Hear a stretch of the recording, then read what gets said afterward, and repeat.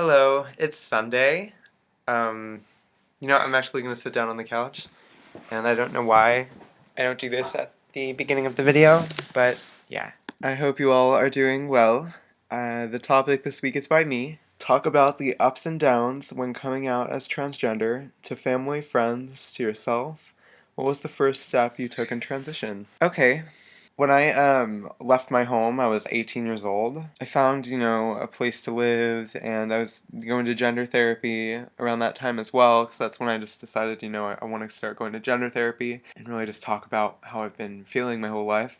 So I finally got to do that. When I met Benny was when I came out to my mom as genderqueer. I met him, I think, when I was 20. I met him when I was 19 or 20. I think it was like a year and a half later after living out on my own or something that I met him. I knew what being genderqueer meant for me and for my sexuality. And I had already been on Susan's at this time, and I was kind of like, oh, androgyny, oh, that's cool.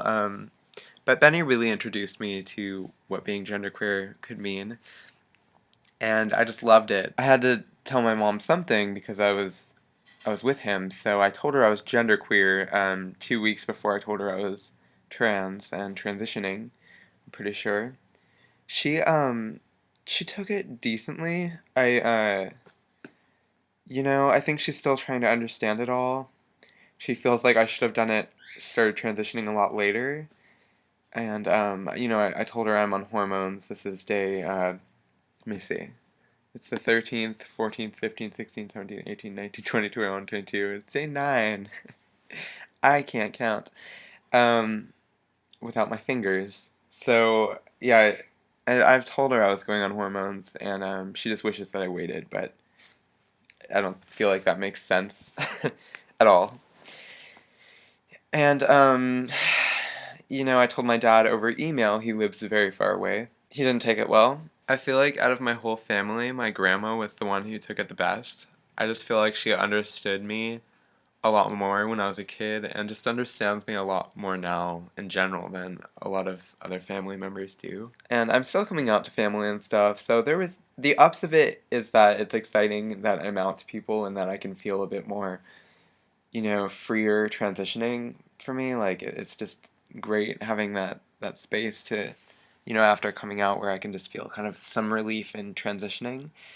And when I came out to myself, that was actually a big deal because when I told myself, like, oh, I definitely trans and should probably transition or I'm not going to be happy, that was also really relieving, like getting rid of all of those disgusting boy clothes and being able to buy clothes I wanted and just being able to tell myself, that I can do this was just a huge step in my life. And it just took a lot for me to do that. Just taking those leaps, though, just made my life better and made me just feel like I was actually doing something to make my life better. So I was just really happy.